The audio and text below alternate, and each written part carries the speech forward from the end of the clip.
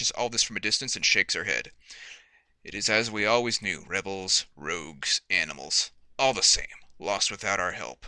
If our army isn't able to take advantage of this chaos, I will be very surprised. As you pass the ruins of Quessa and all of the rebel strongholds of Burwood Province, you see that this guess was correct. Eventually, you are able to make contact with Shaper forces. Once they see who you travel with, they welcome you. You are whisked off to a massive Shaper fort just beyond the western morass, safe at last. Agent Miranda comes to say a fond goodbye to you. The Shapers are all summoned to the war to deal with the final blow to the enemy, but you, a former rebel, warped by illegal shaping, must remain for study. So the fighting continues, and you wait. The Shapers had known that the Unbound were being created. They had steadily moved forces to the western morass, and when the Unbound were destroyed, they were ready to act. The Shaper forces surged over the border, flowing west. Route after route followed. Darrington Freehold fought, but the only result was Natalia giving up her life to Shaper justice. Even before you escaped the Grey Ghost Mountains, the Shapers had reached the gates of Quessa Us. The Dracons were prepared to die to defend their home. Galdering led their defenses, but everyone knew how this would end. The battle to take Quessa Us lasted longer than anyone expected. The Shapers underestimated their foes, especially Galdering. The siege stretched for months. But in the end, after many losses, the Shapers prevailed. In the end, even mighty Galdering was slain, surrounded by the corpses of dozens of Shapers. With the loss of Darrington Freehold and Quessa Us, the heart went out of the rebellion. Soon it was crushed. Many fled over the water to the Ashen Isles to the north. The rest were killed, in one doomed effort after another. And in the end, only the Ashen Isles remained out of Shaper control. The next question for the Shapers was what to do about the Ashen Isles. It was far from the mainland, over choppy seas. Many of the most powerful creations had fled there. The idea of a land ruled by rogues was appalling to the Shapers, but everyone was tired of war, and an amphibious assault against such a powerful and entrenched foe was something to dread. So a temporary peace was declared. For all of their effort and loss, what the rebels won were a handful of islands out in the sea. They signed the treaty and tried to live their lives, as the Shapers tried to forget the Ashen Isles existed. But nobody truly believed the war was over. The Shapers were proud, and any land out of their control, any shaping taking place that they could not see, was intolerable. The rebels never slept easy. They knew one day the Shapers would come. You spend a lot of time as a guest of the Shapers. This means basically that you are locked in a room and never let out. The Shapers constantly come and analyze you.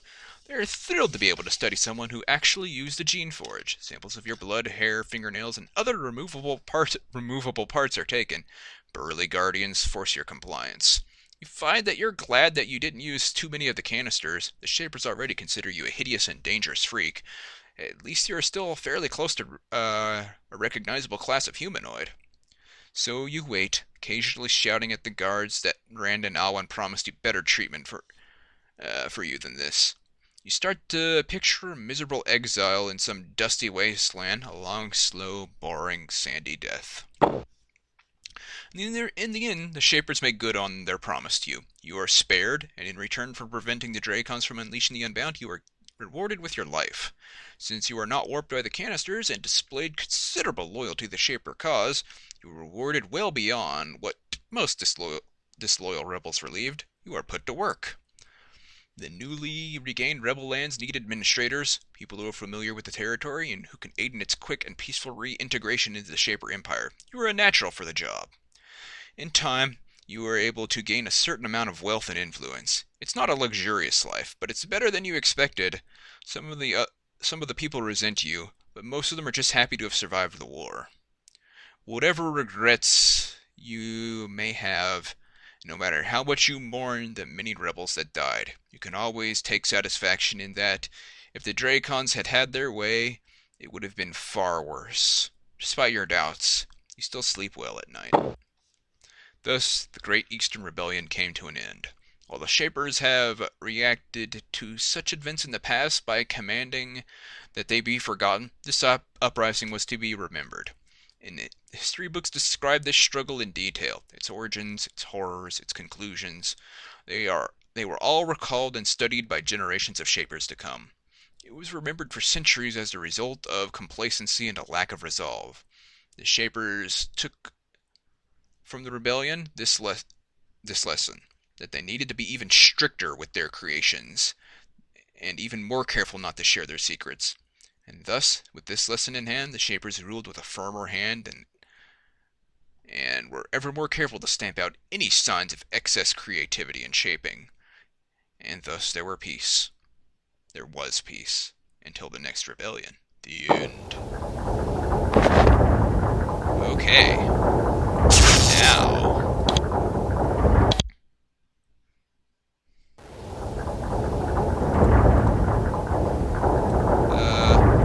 now I'm gonna split the video. Be right back. Okay, guys, this is going to be a very crappy ending for me.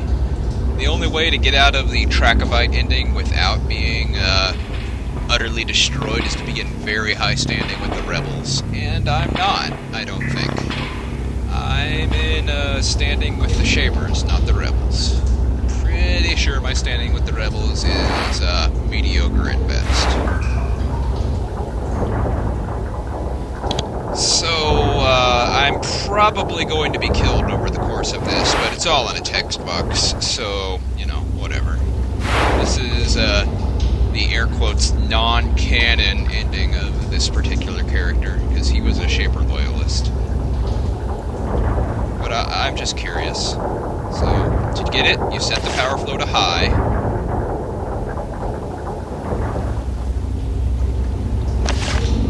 Okay, I need to go over here and change this first. Turn off the security.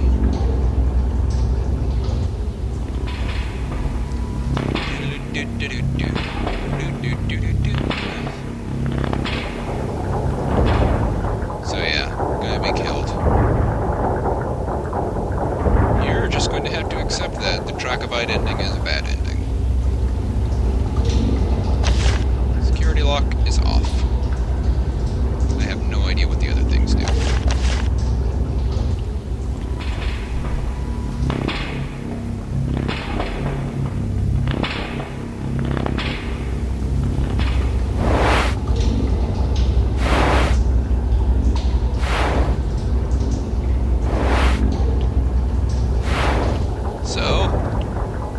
Let's set the flow to high.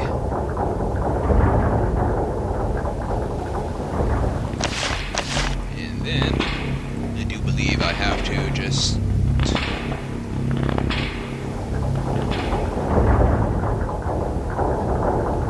complete the Unbound. And then I get a crappy ending, because I wasn't a rebel. Sucks. Power is flowing. You flip the switch that sets the final flow to power to the Unbound. This new energy joins the current flow, completing the shaping in seconds. They will be ready. This power is flowing through the alternate conduits to the east. You wonder what effect the changes you've made to the power flow are having. General Alwyn becomes increasingly confused. Yes, that is more power, but not nearly enough. No, you won't kill them that way. That amount of power would only... No, it can't be! Reaches for his blade. Too late. In 2 smooth motions, you cut the power and hit the open switch. The last Unbound begin to emerge. You hear the shrieks of joy, of life. A new stage of war begins. I think I did it right. When I turn over the shaping vents open, the Unbound begin to emerge. These are not the prototypes and incomplete versions you've met so far. Fully armored, just the lead command of their abilities. They're terrifying.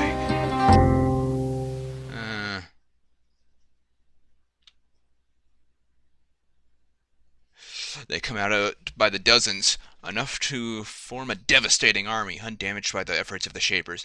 It is such a glorious sight that it's easy to miss the smoke coming out of the machinery damaged by the high power flow. Your sabotage had an effect.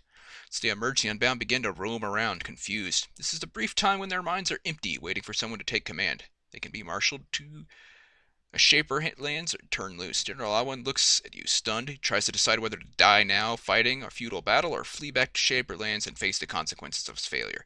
Pats his sword, considering the peace and freedom from guilt that death would bring. But, like a true shaper, he refuses to take the easy way out. He gives you a grim salute and turns and flees the room.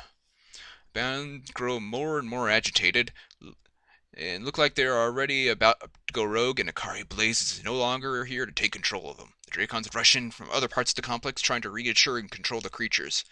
They have some success, although they are too busy to realize what has gone wrong. The Unbound are gathered in groups and let out. However, the creatures are unpredictable and quick to anger. It will be a struggle to deliver them safely to Shaperlands. During this process, you try to slip away quietly. The Dracons don't let you. With so many Unbound to back them up, you aren't able to resist. You sit and wait. Yep, I'm gonna die. The Dracons know that you are fighting with the Shapers. Right now, they're too busy to decide what to do with you. That won't last forever. The Unbound have barely been let out of the halls before the Dracons have begun the planning of the creation of the next generation of them. They have an Unbound brought back for inspection and look over the shaping vats. The Unbound are found to be exactly what they wanted: huge, powerful, efficient. They will be able to match the Shapers in power and halt their invasion. Then the Dracons see the condition of the vats. At last I realize the full extent of the power surge you created. The Unbound are healthy, but the delicate machinery of the vats has been destroyed.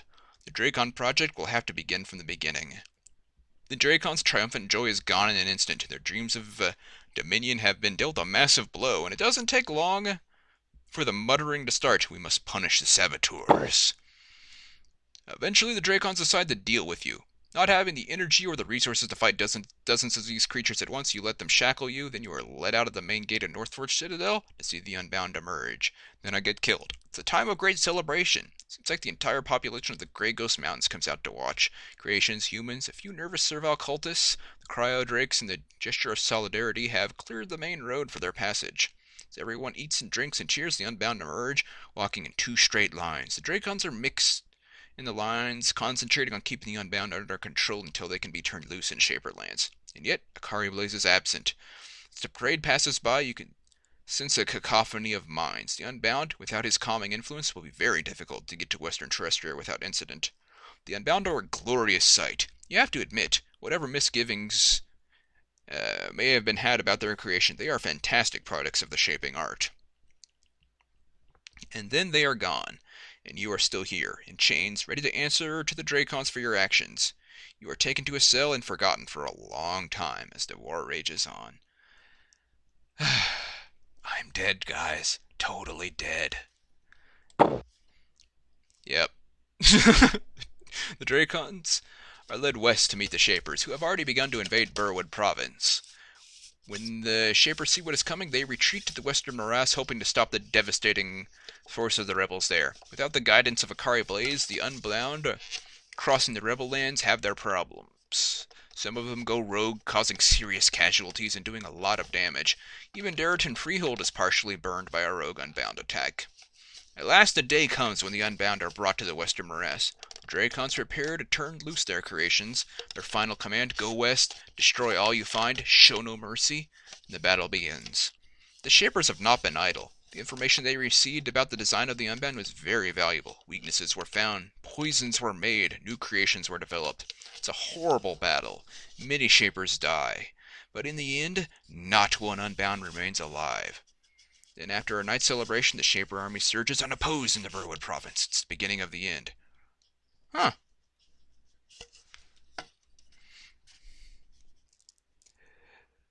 Route after route follows. Darrington Freehold fought, but only result was Latalia giving up her life to the Shaper justice. Soon the Shaper army was at the gates of Quesaus.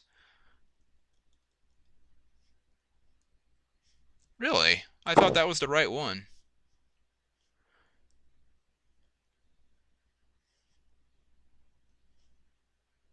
Okay, that's the peace treaty again. As the Unbound begin the rampage, you sit in a cell in Northforge Citadel. You learn bits of gossip about the progress of the war from the Servals and Drax who bring you food. Then you, in the end, completed their work, the Dracons know that you were helping the Shapers. The Dracon hatred for the Shapers and their allies is total.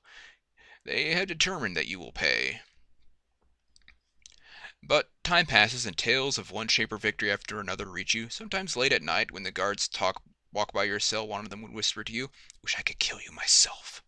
So you sit and think, Try to picture the punishment awaiting you. Perhaps you will be sent to a remote and miserable outpost for the rest of your life, sent to exile in chains to pay for your deeds with a life of misery.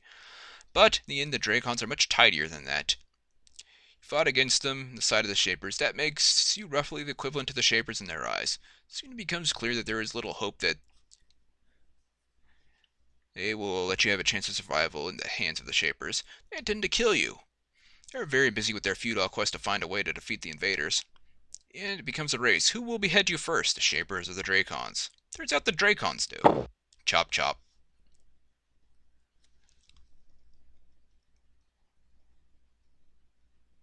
I could have sworn that was the way to get the Trachovite ending.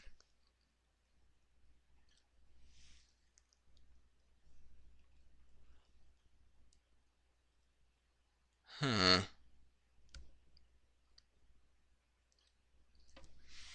So they got one big battle in.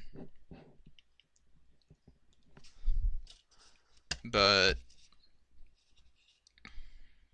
the Shapers still won. Oh, because I gave the Shapers the information about how to fight the Unbound.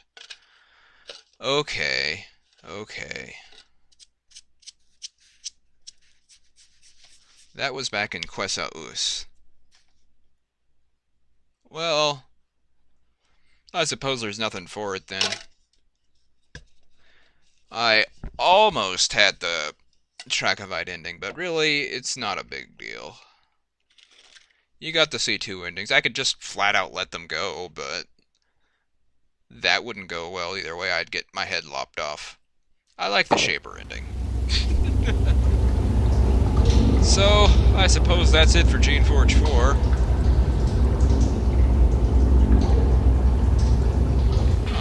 I didn't know you could steer these guys. Go to the corner.